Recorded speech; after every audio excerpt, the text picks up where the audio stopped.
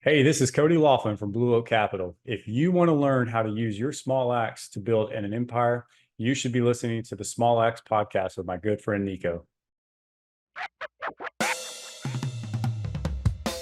Hey guys, it's your boy Nico here from the Small Axe Podcast. I want to show you how to use your small axe to build a lasting empire. You see, not everybody begins their investing career with millions of dollars, a huge network of investors, or the knowledge necessary to become successful in this space, and that's okay. What I focus on here on this podcast is helping you hone your skills, sharpen your tools to become the best investor that you can be. Now, I want you to sit back, relax, and enjoy this show. If you have any questions or you want to reach out to me or the guest, feel free to do so. Love you guys.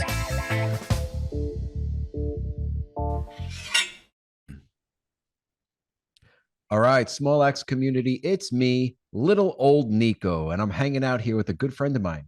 His name is Cody Laughlin. I met him years ago now. This is my fourth year in this game. Coming up, actually, I just passed my fourth year mark in my beginning journey in this education. And I met him just after I joined Jake and Gino. And he's a really solid guy, really good guy. I connected with him and a few of his partners and friends right off the bat and learned a lot from him. I had him on my meetup. He presented some really awesome advice and information about syndications. Super knowledgeable guy in the Texas market and beyond. Let's get him on here. Cody, what's up, man? Nico, my man, so good to see you, man. I appreciate you having me on the show. And God, it's hard to believe it's been 4 years already, huh? I know, man. Sometimes I put my head down and I bury my head in books and I just go, go, go. And then, I look up a few years later and here I am and making it happen somehow. Yeah, well, hopefully nobody goes back and looks at our faces 4 years ago and sees all the gray that we have now. I don't know if that's real estate related or age, but Right, right. I know, man. But so I'm so happy to see you here on this platform to be able to talk to you on air. And let's do it. Let's get the listeners some form of, I guess, some form of context of where you come from, your story, your journey, and how you got to where you are today. yeah, I appreciate that. So, very similar to most, I kind of grew up in a very traditional household that valued education. I had two, blue collar workforce housing type parents that, had to work their tails off, worked really, really hard to give me and my siblings a good upbringing. But, the value on a formal education was always instilled in us from a very young age. And so I did exactly what I was taught to do growing up, right? Go to school, you make good grades, go to college, graduate, get a good job, and live the American dream. And so I followed down that exact path, and I graduated my from undergrad in 2008, and my wife and I were native of Louisiana. We moved to Houston, Texas, immediately following graduation. And we started our W-2 careers in healthcare as registered nurses here in Houston. And, did that for about 2 years and ran into a very challenging roadblock. We had bought a home that same year in 2008. 2 years later, we wanted to move, try to sell that home, and we couldn't sell it, and we had bought a second home in that process. And so now we have two homes, two mortgages, and we couldn't afford to pay both. And it was a very quick realization, like, uh-oh, we're in trouble. And so the fastest and easiest solution to that problem was we'll lease out the first home and we'll just figure it out from there, right? And that's exactly what we did. And it solved our immediate short-term problem, but it also created another one because we had no idea what the heck we were doing about being a landlord and what that meant and what that entailed. But it was interesting because around that same time, 2010, if everybody recalls, that was in the wake of the great financial crisis, right? People were getting decimated, people were losing their jobs left and right, people losing their retirement assets left and right. And I was watching it firsthand, people I was working with that were nearing that retirement age that were now having to plan to work 5, 6, 7, even 10 years longer to make up for their losses in that time period. And it really kind of struck me as odd. I was like, man, this doesn't seem like the financial model that I was told was the way to build wealth or accumulate wealth, for retirement. And I say all that to say, meeting with my accountant end of 2010, I go to file my taxes, And I didn't have to pay any taxes that year. And I asked my accountant, I was like, well, how the heck did that happen? And he said, man, this is what happens when you own investment real estate. And that to me changed everything. It really opened my eyes to, investing in a 401k and putting your money away in stocks isn't the only alternative to building and accumulating wealth. And so read the purple book, or the purple Bible, as I like to call it, Rich Dad, Poor Dad, just like everybody else. And it kind of really coincided with all of those experiences simultaneously. And I really just said, man, real estate entrepreneurship is the way to really build wealth. That resonated with my financial plan. And so I started on that journey, spent about 8 years in residential real estate, doing a variety of different strategies, making a lot of bonehead decisions, costing myself a lot of money. And, finally got frustrated with the lack of scale and made the transition to multifamily in 2019, and started my company with my partners at Blue Capital. And here we are 4 years later, and several deals in, and kind of building a real estate empire, as we like to say. So Yeah, you're the man, Cody. I appreciate that. That's so cool. I think that you said bonehead decisions for those 8 years, but you know what? Everybody learns differently, and I learned by getting involved like that. That's how I learn best, and that's how I learn fastest, and that's what really kind of jogs my memory to make sure I don't make mistakes again. So that's invaluable lessons, I feel. oh, for sure, for sure. And then when you decided to go multifamily, like, was there a pivotal point, and was like, hey, this is really somebody you spoke to or an event that you attended that you were like, oh, this is what I should be doing? Yeah, it was a combination of a few things. It was a combination of being introduced to the idea of multifamily investing early on in my residential career, but not really comprehending what that meant. I saw a gentleman on stage, and he said, "Hey, I went and bought this apartment building with 17 other people, and we all got a check for this amount." And at the time I was like, oh wow, that sounds really cool, but it didn't really resonate with me. I really didn't comprehend what that meant. And I just continued down the path of what I was doing. And like I said, after a few years of just, working myself into a second job with single family flips, for example, and, having to be so hands-on in that, and realizing like, man, if I'm really going to build a real estate business at scale, the idea of flipping hundreds of homes or buying 100 single family homes and managing those as rentals just really didn't resonate with me quite well. And I attended a networking event that really opened my eyes to this world of syndication. And that was really the light bulb moment for me, right? That was the moment I was just like, yes, this is exactly what I was looking for. This is what, you know, I need for myself to really go and build the business that I want to build. And, joining a great mentorship program like Jake and Gino, which you and I are part of, right, has been instrumental in that as well. And just seeing other successful entrepreneurs building their business in a way of leveraging relationships, leveraging skill sets of others, leveraging capital of others, to really build with momentum. And all those things really, really resonated with me as far as what it means to build a business. So it's kind of a culmination of a bunch of things there, but it all came through relationships and being surrounded by the right people. Awesome, man. I just interviewed Bill Ham recently, and he speaks highly of, making sure you're doing three things at all times. And that's your network, building relationships, networking, um, deal flow. And there was one other, just slipped one, I don't know. Oh, education, networking, deal flow, and education. And we were doing all those, and I still do all of those today. Now, I know you focus on specific markets. Can you kind of share those markets, and then we'll kind of talk a little bit about the deals that you got into first? Absolutely. So I'm blessed to be in a primary market like Houston. I'm based here in Houston, Texas. And so our primary focus is here across Central Texas, Houston, San Antonio primarily. We have assets in other markets here in Texas as well as outside of that. But we're blessed to have so many investment opportunities here across Central Texas, and we have such great fundamentals that there's really no need for us to have to look elsewhere. So we really keep our focus here. Our first deal was via CoGP here in Houston, Texas, and that was kind of the snowball launch for us, I guess. We did that deal in May of 21, and subsequent after that, we ended up doing, I think, two additional deals that year, another two the following year. And it just really became a snowball. But yeah, Houston's great. Texas is great. We could dive into that a little further if you'd like, but I just got off a podcast. I was listening to the most recent Old Capital podcast. I don't know if you checked that one out.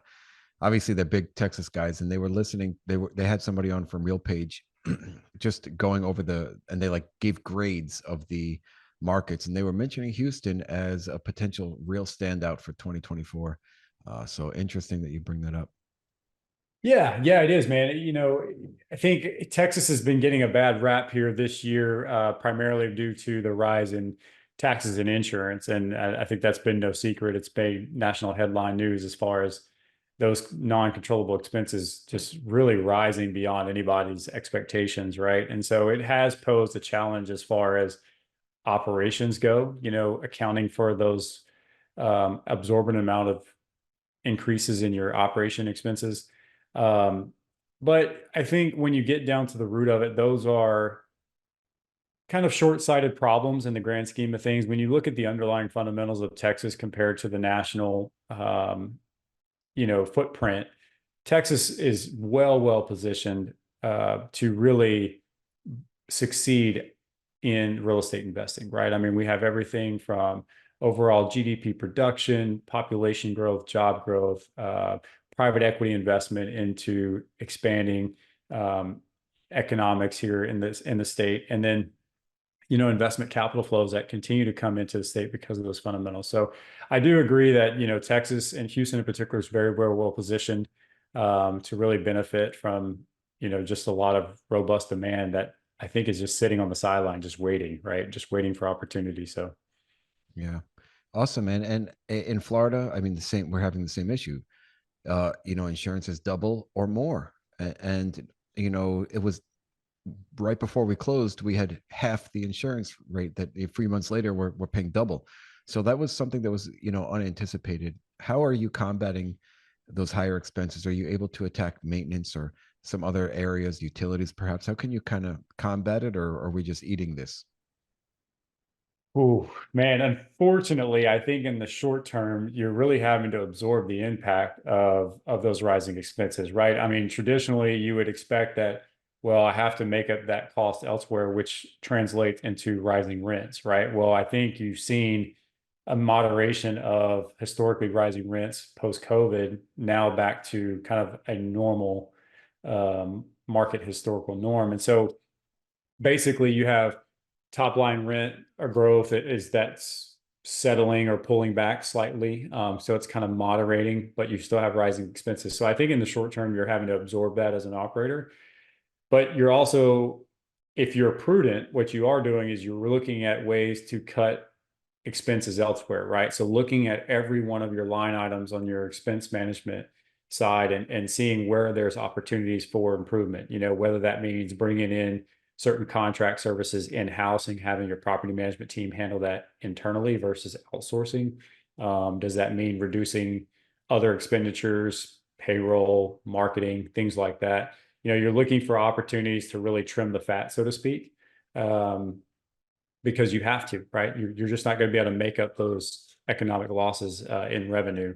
So you're going to have to cut it through expenses. So that's what we've really done a good job of this year, I feel like, is really mitigating any unnecessary expenditures, putting any unnecessary CapEx on hold, preserving any cash that we can on hand, is also very critical this year too. So it's a combination of all the above.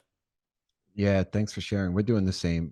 You might see my dog jumping around in the back. He's playing back there. But yeah, we're doing the same. And we've noticed that we kind of peaked out on rents. We essentially lead the market in our little submarket where we are with rents, and we're not really able to push much higher than we are right now. It's fine. They're higher than we anticipated or we had underwritten for, but we are kind of like squeaking in a little bit higher in rubs. We're trying to add a little bit of revenue that way. But we did get hit more occupancy than anticipated. We did get hit with higher turnover than anticipated. But we're doing the same. We're kind of reserving our capital expenditure budget for, putting it off for as long as possible. We're reviewing our business plan and changing how we think of holding the property for a longer period of time, and whether or not we're going to have to utilize certain operational funds for capex down the road, and just kind of planning everything right now to hold for long term. Mhm.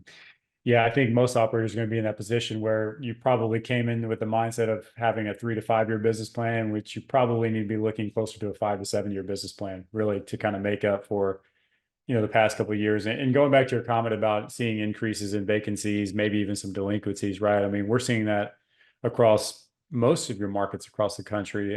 We're seeing it here in Texas as well. And I think really where there is an opportunity here for the good operators to stand out, it's really focusing on that customer service piece, right? Focusing on resident retention is crucial right now. It's so much more cost efficient to keep residents renewed and keep them in your apartment homes than trying to go and recruit and find a new applicant and a new lease to come in. It costs you so much more to do that. So, really focusing on the customer service aspect, keeping your residents in place and wanting them to stay long term is another cost saving measures that we really put a lot of emphasis on this year.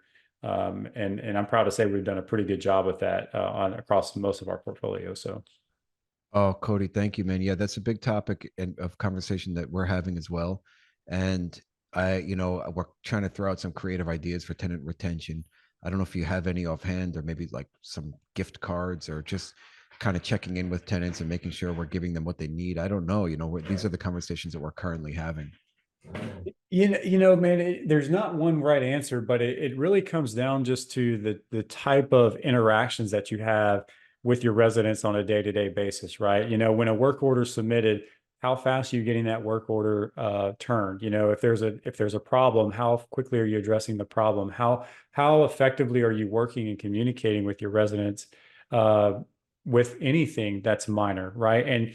And I think too, giving your residents a sense of community and pride, right? So hosting resident events, making sure that you're operating a very clean community and clean environment where residents can be proud of and things like that, just to give them a home and a community that they're proud to be a part of is something important. And you think about the Chick-fil-A model, right? Every Chick-fil-A, no matter where you go in this country, you're going to be greeted with the best customer service and just efficient systems.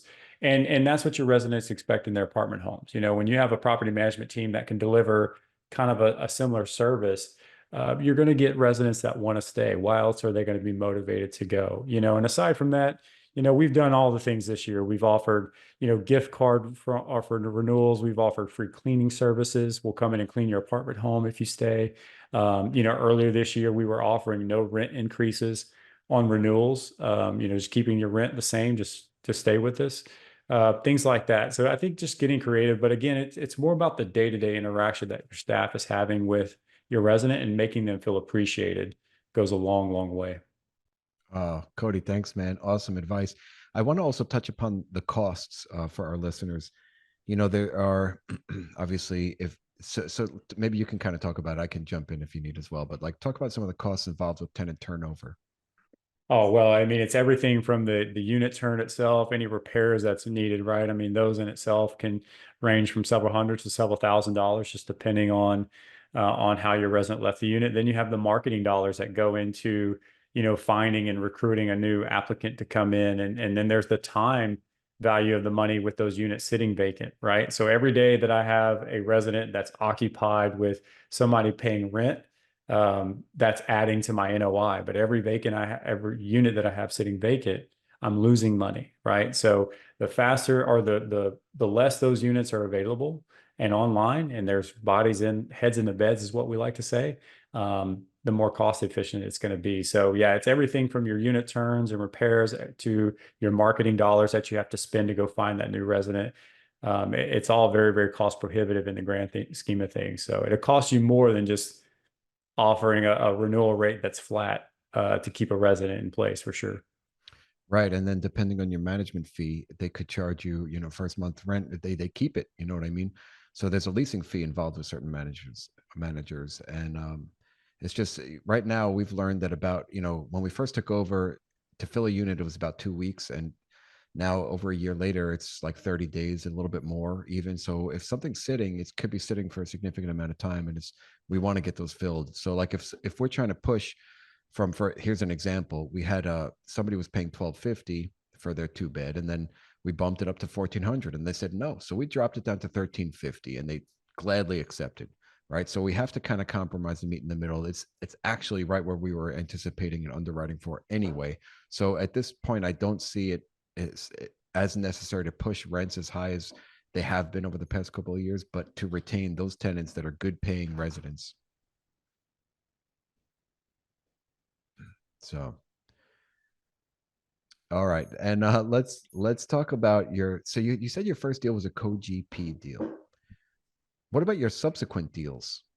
Yeah, so we did several co-GPs deals before we jumped into our own acquisition, and that wasn't for a lack of effort. I mean, we were still looking to source our own opportunities, but I think what we discovered early on, and this is something that I encourage to anybody that's just getting started, your fastest and easiest way to break into the space is by leveraging the experience of other operators, right? So when you can go, add value to an experienced operator's team and partner with them, that's going to be your quickest way to get into your first few deals, right? And so that's exactly what we did. We found good operators in the markets that we found compelling, and we partnered with them. We, participated as both, capital raisers and kind of on the investment relations side as well, managing those same investors. And what we found is not only did it help us build a track record or a portfolio, it helped internally to prove out our own systems and processes when it comes to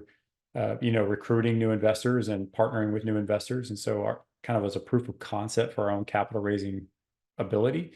Um, but we also picked up a lot on the asset management side of things as well, because we wanted to be very active partners in these deals. We didn't want to just raise capital and sit back and say, okay, see you at the end of 5 years. We really wanted to take this as a learning opportunity that we could acquire some skills and apply to our own acquisitions. And so we did. We've played a very active role in the asset management side and a supportive role, picking up things that we like about operations, identifying things that we feel like could be improved on, and applying that to our own business. And that really helped us in acquiring our first deal back in, I don't know, February of 22 as a lead operator. So That's so cool, man. And I totally agree. And that's how I got started as well. So in 22 now, you got your own deals. How do you feel about them? Do you still like doing your own deals? Would you prefer to go back to being co-GP or a mix of both?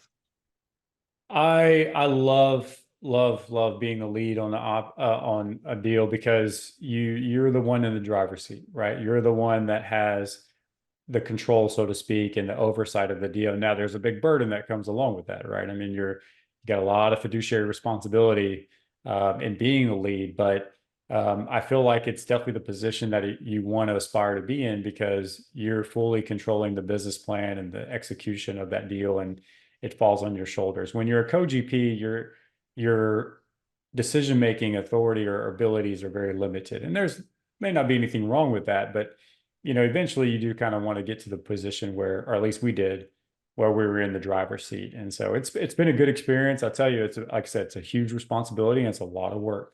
It's a lot of work for sure. But definitely enjoy being on the lead operator side for sure. I'm the same, man. I totally agree. But let's talk a little bit about the deals. So and how many did you do as on your own? So we just have the one that we've done on our own as the lead, and I feel like our real estate journey has been really, man, it's been a wild ride, because we started commercial in 2019. COVID hit 2020. The market kind of came to a screeching pause in all of 2020. Then it picked up in 21, but it was just this frenzy, just all these investment capital flows flowing in. Everybody and their mom was a new syndicator, and the level of competition was steep and steep. And so it was really a crazy time to really try to interject into that part of the market. And then we have this 40-year high, inflation and interest rate cycle that has completely blindsided the market as well. So it's really been a interesting 2 year or 4 years, excuse me, to kind of navigate. So I felt like we were in a position to really probably acquire a few more deals in 2022, and we had some really good momentum, and I felt like we had the infrastructure to support that. But Man, when the market started shifting very quickly, we definitely kind of scaled back and took a wait and see approach for a little bit. And I got to tell you, man, thank God we did, because we have three deals that have interest rate exposure, and we could talk a little bit about that. But I can't imagine having thousands of units that are in a similar position. Oh man, I would love for you to share if you wouldn't mind. Yeah, well, very similar to most. I think, 85% of the deals that were transacted in 2020, 2022 to earlier this year was all done on variable rate bridge debt. High leverage, low interest, and it's cheap money. And so um, we participated in that part of the market segment, and we have three deals that we acquired on variable rate bridge debt. And our first deal, at the time that we bought it, interest rate hikes weren't even a talk of conversation. The Fed was like, "Hey, we're not raising rates for 3, 4 years," and so a lender didn't even require us to buy a rate cap. So, that deal, by the time that we realized, man, rates are really escalating and they're going to continue to escalate, we need to buy a rate cap. The rate cap costs were they were just too prohibitive. So we've seen our interest burden on our debt rise dramatically. Where deals that we close interest rates sub 4% are now, you know 6% with those rate caps, 5.5, 6% with rate caps. The one that doesn't, that interest rate was touched 9% at one point. So your mortgage payments have been double what they were, which combination of that and rising insurances and taxes, and it's mathematically very challenging to get to a point where you can produce any type of positive cash flow and cover your debt. So it's been a very, very challenging year. I'll say the least on those particular deals for sure. Man, thank you for sharing it. A lot of people are either just unwilling to share or embarrassed or scared or whatever, but I know that you're the kind of guy that's going to grab hold and ride that thing out. Um, I'm sure that, it hasn't been easy, but you guys are going to be okay. Like, what's the Yeah, plan? yeah. Look, I mean, thank God that we have good teams around us, right? I mean, we're working day to day with all of our team members on each of those deals. Every day, the conversations revolve around solving both short-term and long-term problems and looking to get out of this, these short-term debt products and looking at long-term products and things like that. And so everything that we're doing is all geared towards coming up with long-term solutions to get out of this situation and such. And so luckily we have great partners in these deals and a lot of collaboration amongst those teams. And so I feel like, look, we still have a little bit more pain to go. Obviously, I don't think that we're going to see market conditions improving in the next 12 months. I hope I'm wrong, but I think that we still got a little bit of pain to go. But over the long term, I feel confident in the teams that we have to get us to the finish line here. So That's great, Cody, and I agree. I don't think things are going to change. I'm ready to buckle down and just kind of weather the storm for the next few years. Now, I wanted to ask you a question that's kind of selfish because I want the answer to this. Sorry, listeners, but are you using any CRM that you would share? Like, what are you using? Do you like what you're using to manage your deals and your team? yeah, so for our investor CRM, we use Active Campaign. That's what we use for our marketing in investor CRM. Investment management softwares for each of our deals, we use Syndication Pro, Invest Next. That's what we use for our investor management things. And then as teams, amongst ourselves as partners and such, we try to hold each other accountable by using different platforms like Monday, Asana, Slack. All those different platforms are different various task management or communication tools that you can use um, that really help you triage and keep communications and tasks delegated into certain buckets and see exactly who's accountable for what and such like that. So we use a variety of different platforms, and I think it's crucial to have good systems like that you can build a team on. Because in this business, as you know, right, Nico, is man, there's just so many moving parts to this business, right? And every single day I'll get 300-400 emails from all different roles, responsibilities, vendors, and such. And so it's a lot to keep up with and manage. So having good systems in place is crucial. So Cool. Thank you for sharing. Yeah, I'm. You know what? We use Asana. I think I'm going to get into Slack. I mean, I played with it for a while, but I never got fully into it. I think it is important. Well, currently operating the majority of our chat and communication on like a on Facebook Messenger, and it's prohibiting us from doing certain things and huddling up, and it's just getting a little scattered. So I think I might switch over to Slack. Yeah, you'll be glad that you did. Cool, man. All right, I know we're coming up short on time here, but I wanted to share, or wanted you to share a little bit about what else you're doing, because I get emails from you about your awesome meetups and some activities and things that you always have going on, where you're talking with investors, putting on some, putting together some programs and networking events where people can kind of learn more and kind of get together. So maybe you could share a little bit about that as well. Yeah, I appreciate that. So in addition to our acquisition and portfolio management, we do host a live networking event here in Houston, Texas, under another mastermind called the Apartment Educators. And so we provide an education-based networking event that brings in guest speakers, talks about different industry-related topics, as well as create an environment that's conducive for people to network. We believe in networking. Every opportunity we've ever had in our business has come through relationships and people that we've met at networking events. So very, very proud of that. We've been doing that for about 4 years now and met hundreds and hundreds of amazing investors across all of Texas. So enjoy doing that. Yeah, we're just looking to continue to grow, looking to capitalize on, the opportunities that we're forecasting to come down the pipeline for 2024, and looking to help others kind of get started along their journey as well. So that's really been the bulk of what we've got going on right now, and looking for a productive year next year. So Awesome, man. Yes, I actually have a meetup. Joseph and I have an in-person meetup tomorrow here in New York, and following your lead a little bit, we do it every other month, and every other the month that we're not doing in person, we're virtual. So we're still making that happen. We've also been doing it since early 2020, so we're coming up on 4 years soon in a few months as well. So cool, man. We have similar journeys. yeah, man, I need to come up there and see you guys in New York. That'll be fun. All right, Cody, let's switch gears for a minute. I'm gonna ask my final question, and then I'm gonna get the listeners some form of contacting you and reaching out to you. So let's imagine it was 100 years from now. You have great grandchildren, and they wanted to write a book about you. What would you want them to title this book, or what characteristical traits would you like them to highlight about you in this book? Ooh, the title is, that's such a challenging question, but I love it. But as far as the characteristics, I would hope that my great grandchildren look back and would say that I'm somebody that had integrity, and had a reputation for giving back to the community. I think as people, there's so much ugliness in the world today. There's so much negativity in the world today. And there's a lot of, malicious people out there, I guess is the way I'll say it. And I believe that, this is a people industry.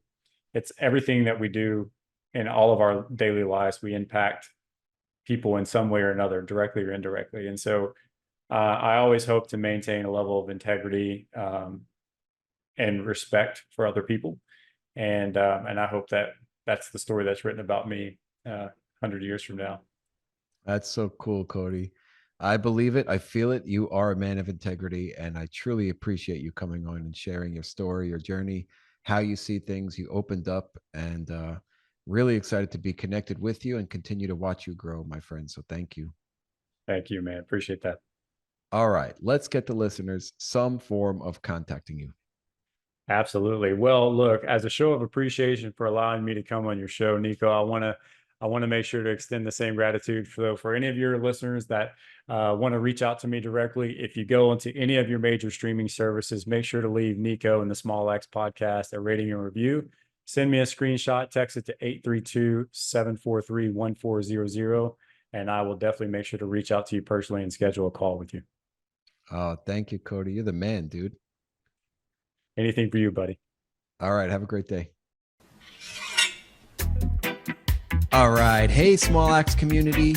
I would like to say thank you for listening to another episode of my podcast, where we show you how to use your small axe to build a lasting empire. Now, if you liked what you heard, it would mean the world to me if you would subscribe, leave a 5-star rating, and write a review. Also, if you want to get in touch with me, go to my website at smalaxecommunities.com. Book a call with me. And until the next episode, keep sharpening those axes.